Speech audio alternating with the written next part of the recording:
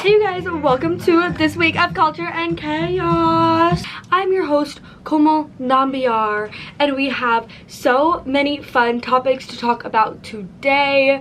Okay, we are ranging from Taylor Swift to our book segment to our new TV segment. Yes, okay, this show is in its innovation period. That was Crocodile Rock by Elton John.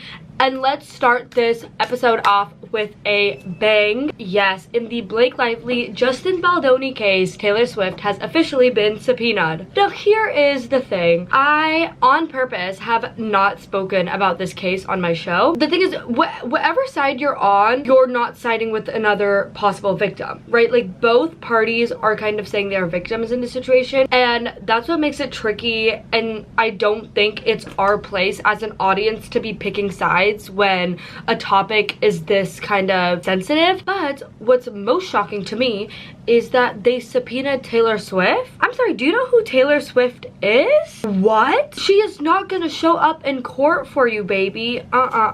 First of all, I know Taylor Swift is not happy about this. She does not like drama, and she makes that very, very clear. The minute somebody puts her in a blip of drama, she writes 10 songs about them, period, about how they're a backstabber. So if that's the case, if that's what's happening right now, then I'm ready for the music.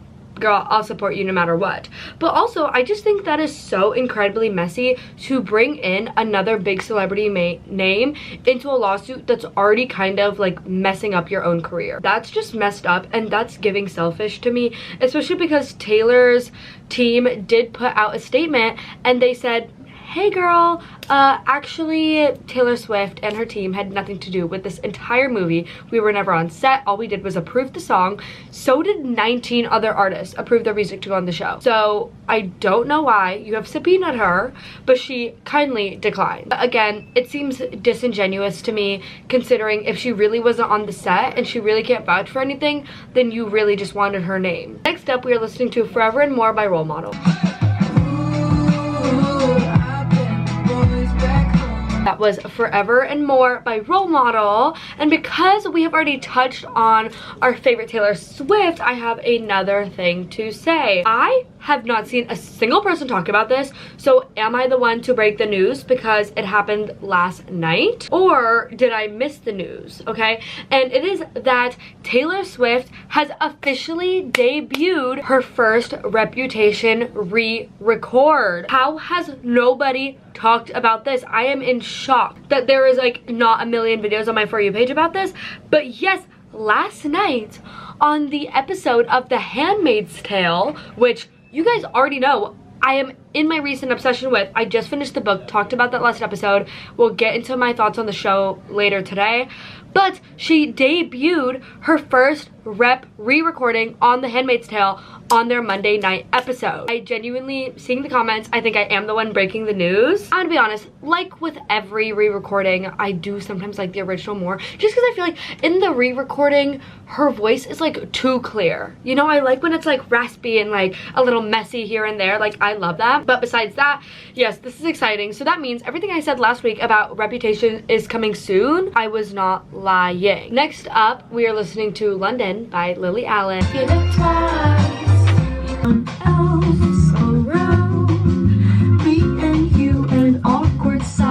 That was From the Start. Next up, we will talk about The Handmaid's Tale show. This is a part of my little TV segment we are starting here, where I am genuinely obsessed with watching TV. And the reason I sometimes tell people, oh, I don't watch TV, is because if I start a show, I am unable to stop. I genuinely think this is a thing that like comes with my OCD. I don't know. Like, somebody searched up on the internet, I guess.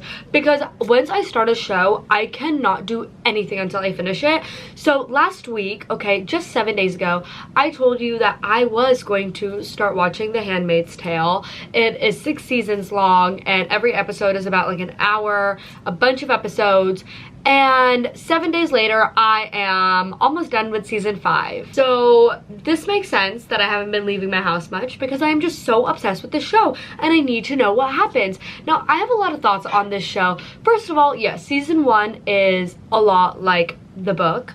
season 1 is basically the book, and that's it. This show is so intense, but I think it's really good. I have been on Reddit looking for kind of other people's thoughts and opinions, because I'm just like that. Like, when I watch a show, I want to go on Reddit and see what everybody else is thinking. One thing that's pretty prominent is that the way they filmed it, it's like you can tell that they wanted an Emmy or they wanted an Oscar or whatever the heck they were trying to get. You could tell they wanted it because there was just so much like 10 whole seconds of just silence, and you're just staring at the same thing over and over and over again. That's the only thing. Like, I have been like skipping past a few scenes just because a lot of them I'm like, we could have gotten this scene done in like a second. But I understand the importance and how it, you know, creates that dramatic effect. But I'm like, every single scene is like genuinely 30 seconds longer than it needs to be. That is my only critique. I do think it's really unrealistic. I saw someone on Reddit being like, the way other people are abused and like in the show, June should have been gone a long time ago. Like, the only reason she's not is obviously because she's the main character, but like, I would have expected for them to make it more realistic. June would have been gone, and they would have made that one little blonde girl that's literally in every freaking show and TV the main girl. She was like the wife at like 12 years old. Those are all of my little thoughts on the show at the moment. If you watch it, if you don't watch it, I really encourage you to, because it basically is a modern day American society like the one we're living in right now. Within just a few months, it gets turned upside down by a cult of men at the top in power. Women are literally incubators forced to give birth. Yeah, the worst. Next up, we are listening to Butch by Saint Motel. That was Butch by Saint Motel. And next up, I mean, you know what? This show is called Culture and Chaos. Let's hit that culture point a little bit more, because basically I am always seeing this debate on the internet: is college necessary?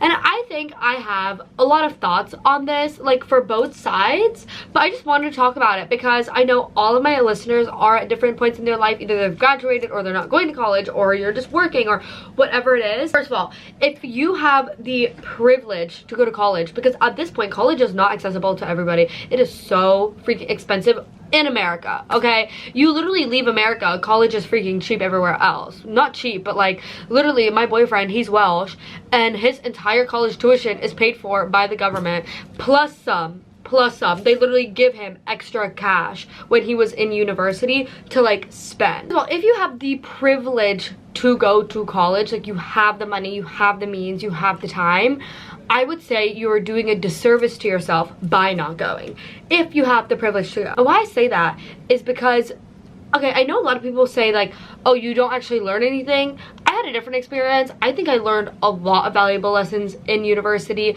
Obviously, it's very different when it's like sorority life and Greek life, and I know that's like a way different world. I genuinely think there is a space for everybody in university. Like, there's a major, there's a class, there's something for everybody. The amount of people I see at my campus that I've never seen before, and they're like such a specific vibe, I'm just like, wow, like I love seeing all of these different types of people come together. On the other hand, if you do have the privilege to go to university and you don't go, girl, you need a plan. Now, that's something that kind of annoys me, just because I'm like, think about how many people would want to go to university and they can't, and now you have the means, you have the time, you have the money to go, and you're not going. Genuinely do think in this whole college debate that if you have the means, you should go, but if you don't have the means, you can fully make it in life without it. Still get those life skills. You can still get job opportunities, internships. I've seen so many people do it, and they're doing great. It's really just about networking, I think, and like if you have a passion for something, you can do it. So I don't think the conversation around college is that simple. Like, people on the internet are like, oh, if you don't go, you're stupid. I don't think it's that easy. I think there's a bunch of layers. Anyways, next up is My Kink is Karma by Chapel Roan. People say I'm jealous, but my kink is watching you. Next up, I just wanted to talk about something I've noticed, and it is the fact that concert tickets in the US are genuinely 10 times more expensive than concert tickets are in Europe and UK in general. It's shocking to me, the price difference, because you might think I'm talking about like, oh, what, like by 50? No. by like thousands. So in Beyonce, floor tickets are what, 2,000 to 5,000. Those are kind of the prices I've been hearing and seeing. In London, the Beyonce floor tickets are 200, which is basically like 300 USD, I would say, with like all the fees and extra charges. And the exact same thing happened when I went to Taylor Swift in America. I spent $225, well, double that, okay, on nosebleeds, like the worst tickets ever for the Eras tour. Like, that is such a big jump. At that point, you might as well just buy the ticket here, fly to the UK, get a hotel, get freaking nice dinners and drinks every single night, and it still won't be as much as it would be just for a concert ticket in America. Next up, we are listening to Baby Doll by Dominic Fike. That was Baby Doll by Dominic Fike. And next quick little thing I wanted to say, Bad Bunny is skipping US on his world tour, and I think because of the political and economic climate of the US, this was a 100% a good idea. First of all, the tickets would have been, as we just talked about, 10 times more expensive anyways than they would have been anywhere else in the world. Also, I love that he is standing on business. Like, the US is not treating his people correctly, like the US tends to do. And he is standing on business. He's saying, I am not going to reward you guys. So I love that he's doing that. Next up, we're listening to Wicked Style by RC Drive. I'm so excited. That was Wicked Style by RC Drive. I want to talk about how the Golden Globes is adding a podcast category. Hold on.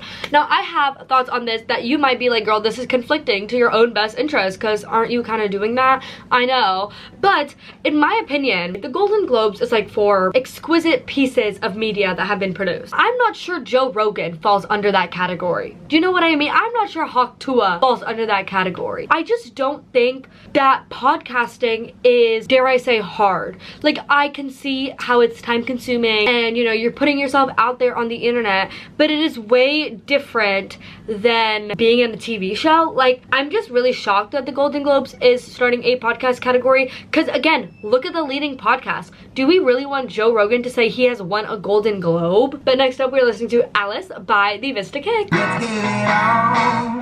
Last up on our show today, yes, we are ending 10 minutes early because my phone unplugged when I was sleeping. Okay, talk to myself in my sleep because I flopped for today. The last thing I wanted to do was have my little book talk section where I talk about every book I'm reading in the week, and low-key I am iconic because I do read about one book a week at this point, and that's a serve. So I recently read The Housemaid, which I know it's confusing, like Handmaid's Tale, Housemaid, I'm talking about both of them. No, they're very different things. The Housemaid is basically a psychotic thriller, which this was my very first psychotic thriller novel I've ever read. And girl, is it a thriller? I think I read it in a span of like 24 hours, and I'm not even exaggerating. It is a thriller. It felt like, you know when you're watching a really good movie while like eating popcorn or like eating a really good meal and you're like, wow, this is the life? That's how I felt. I was like reading this book while like eating and drinking and doing the dishes, and like I was not letting go of my freaking Kindle. The thing is, I can barely even give you a plot because it's a thriller for a reason, okay? But it's basically about this girl. She gets out of prison and she's like, okay, I'm looking for a job. It's obviously really hard to get a job when you have a record, and finally she gets a job working for these really, really rich people, and she's like, why would they hire me? That's all I can tell you. That is literally all I can tell you, okay? Why would they hire her? Well, I guess you'll find out if you read it. I just wanted to say thank you so much for joining me on Culture in Chaos today. I hope you loved all of our songs. I am so sorry it is cut short. I hope everybody has the most fabulous day. Thank you for joining me today. Bye. Turn me up when you feel low.